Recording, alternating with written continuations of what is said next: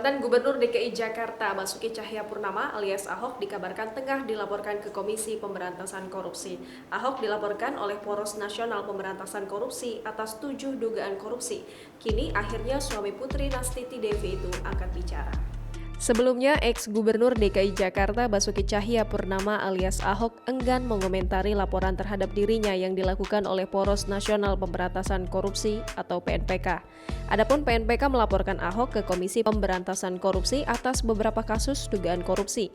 Awalnya, Ahok menyampaikan terima kasih atas info yang diberikan Kompas.com terkait pelaporan PNPK terhadap dirinya. Setelah itu, melalui pesan singkat, Komisaris Utama PT Pertamina itu melemparkan sejumlah tautan pemberitaan yang menyebut sejumlah kasus dugaan tindak pidana korupsi sudah selesai disidangkan. Adapun dalam pelaporan PNPK, salah satu kasus dugaan korupsi yang diduga melibatkan Ahok yaitu terkait Rumah Sakit Sumber Waras. Selain itu, Ahok juga berpandangan bahwa Pengadilan Negeri Jakarta Selatan juga telah menolak permohonan pra-peradilan masyarakat anti korupsi Indonesia terkait kasus dugaan korupsi lahan Cengkareng, Jakarta Barat.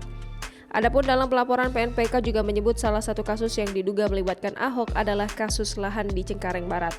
Diberitakan sebelumnya, PNPK melaporkan Ahok ke KPK atas 7 kasus dugaan tindak pidana korupsi.